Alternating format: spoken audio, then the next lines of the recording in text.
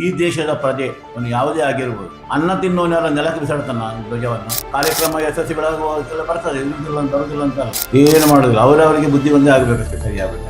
ನರೇಂದ್ರ ಮೋದಿ ಅವರ ಆಶಯದಂತೆ ಹರ್ ಘರ್ ತಿರಂಗ ಕಾರ್ಯಕ್ರಮ ಕರ್ನಾಟಕ ರಾಜ್ಯದಲ್ಲಿ ಪ್ರಪ್ರಥಮ ಬಾರಿಗೆ ಪುತ್ತೂರಿನಲ್ಲಿ ಬಹಳ ಯಶಸ್ವಿಯಾಗಿ ನಡೆದಿದೆ ಅಂತ ತಿಳಿಸಲಿಕ್ಕೆ ಸಂತೋಷವನ್ನು ಪಡ್ತಾ ಇದ್ದೇವೆ. ಹಿರಿಯರ ಕಿರಿಯರ ಮತ್ತು ಯುವಜನತೆಯ ಒಗ್ಗೂಡಿಕೆಯಿಂದ ನಡೆದ ಈ ಕಾರ್ಯಕ್ರಮ ಎಲ್ಲ ರೀತಿಯಿಂದಲೂ ಪುತ್ತೂರಿನ ಸಾರ್ವಜನಿಕರ ಮನ ಮುಟ್ಟಿದೆ ಅಂತ ಹೇಳಲಿಕ್ಕೆ ಸಂತೋಷ ಪಡ್ತಾ ಇದ್ದೇವೆ. ಜೊತೆಗೆ ಈ ಕಾರ್ಯಕ್ರಮಕ್ಕೆ ಶ್ರಮಿಸಿದಂಥ ಕಾರ್ಯಕರ್ತರಿರ್ಬೋದು, ವರ್ತಕ ಬಾಂಧವರಿರ್ಬೋದು, ವಿದ್ಯಾರ್ಥಿಗಳಿರ್ಬೋದು, ವಿದ್ಯಾರ್ಥಿನಿಯರು, ಅದೇ ರೀತಿ ಹಿರಿಯರಿಗೆ ಕಾರ್ಯಕ್ರಮದ ನಿರ್ವಾಹಕರಿಂದ ನಿಮ್ಮ ಮುಖಾಂತರ ಅಂದರೆ ಪತ್ರಿಕೆಯ ಮುಖಾಂತರ ಕೃತಜ್ಞತೆ ಸಲ್ಲಿಸಲಿಕ್ಕೆ ಸಂತೋಷ ಪಡ್ತಾ ಇದ್ದೇವೆ. ಹಾಗೆ ಇದೇ ತಿಂಗಳ 13, 14, 15 ತಾರೀಕಿಗೆ ಮೋದಿಜಿಯವರ ಏನು ಆಶಯಗಳಿದೆಯೋ ಪ್ರತಿಯೊಂದು ಮನೆಯಲ್ಲಿಯೂ ರಾಷ್ಟ್ರಧ್ವಜವನ್ನು ಹಾರಿಸಬೇಕೆಂಬ ಸೂಚನೆಯನ್ನು ಈಗಾಗಲೇ ಕೊಟ್ಟಿದ್ದಾರೆ.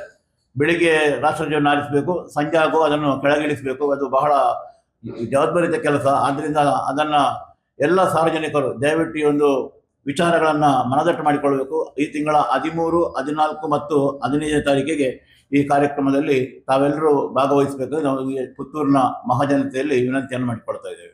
ಆಶಯ ಇರೋದು ಹೇಗೆ ಅಂತ ಕೇಳಿದರೆ, ಪುತ್ತೂರಿನ ಇರುವಂಥ ಪ್ರತಿಯೊಂದು ಮನೆಗಳಲ್ಲಿ, ಅದು ಅವರ ಮನೆ, ಇವರ ಮನೆ, ಇದು ಅಂತೇಳಿ ಎಲ್ಲ ಪ್ರತಿಯೊಬ್ಬರ ಮನೆಯಲ್ಲಿ ಕೂಡ ಬೆಳಿಗ್ಗೆ 7 ಗಂಟೆಗೆ ಧ್ವಜಾರೋಹಣ ಆಗಬೇಕು. ಸಂಜೆ ಸೂರ್ಯಾಸ್ತಮಾನದ ಮೊದಲು ಆ ಧ್ವಜವನ್ನು ಇಳಿಸಬೇಕು ಅಂತ ನಾವು ರಿಕ್ವೆಸ್ಟ್ ಮಾಡುವಂಥದ್ದು. ಪ್ರತಿ ಮನೆಯಲ್ಲಿ ಅದನ್ನು ಕಡ್ಡಾಯವಾಗಿ ಹಾಕಬೇಕಂತ ಹೇಳಿದರೆ ತಪ್ಪಾಗಲಿಕ್ಕಿಲ್ಲ. ಯಾಕಂದರೆ ರಾಷ್ಟ್ರಧ್ವಜ ಯಾರು ಬೇಕಾದ್ರೂ ಹಾಕೊಳ್ಬೋದು. ಆ ನಿಟ್ಟಿನಲ್ಲಿ ಈಗಾಗಲೇ ಮೋದಿಜಿಯವರು ಕರೆ ಕೊಟ್ಟಿದ್ದಾರೆ.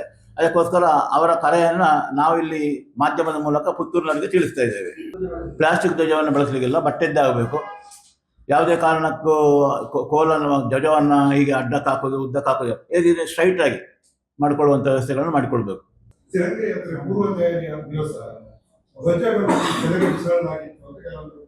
ಸೋಷಿಯಲ್ ಮೀಡಿಯಾದಲ್ಲಿ ಪೋಸ್ಟ್ಗಳು ಇದು ಹೌದಾ? ಈಗ ನೋಡಿ, ನಿಮಗೆ ಯಾವುದೇ ಕಾರ್ಯಕ್ರಮಗಳನ್ನು ಏನೊಂದು ಆ್ಯಪ್ ಬಂದಿದೆ, A1 ಅಂತ ಉಂಟಲ್ಲ, AI, ನನಗೆ ಗೊತ್ತಿಲ್ಲ ಅದರ ಬಗ್ಗೆ. ಏನು ಬೇಕಾದ್ರೆ ಮಾಡ್ಬೋದು.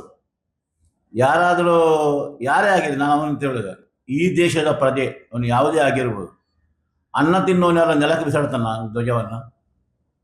ಯಾರು ಮಾಡಲಿಕ್ಕಿಲ್ಲ. ಅಪವಾದಗಳನ್ನು ತುಂಬ ಮಾಡ್ಬೋದು, ಹಾಗೆ ಹೀಗೆ ಅಂತೇಳಿ. ಕಾರ್ಯಕ್ರಮ ಯಶಸ್ವಿಗಳಾಗುವ ಬರ್ತದೆ, ಇರುವುದಿಲ್ಲ ಅಂತ ಬರುವುದಿಲ್ಲ ಅಂತಲ್ಲ. ಆ ನಿಟ್ಟಿನಲ್ಲಿ ಯಾರೂ ಕೂಡ ಧ್ವಜಕ್ಕೆ ಅಪಮಾನ ಆಗಲಿಲ್ಲ ಎಂಬ ವಿಶ್ವಾಸ ನಮ್ಮಲ್ಲಿದೆ. ಮತ್ತು ಯಾರಾದರೂ ಬಂದಿದ್ದಕ್ಕೆ ನಾವು ಏನು ಮಾಡಲಿಕ್ಕೆ ಆಗುವುದಿಲ್ಲ. ಇದೆಲ್ಲ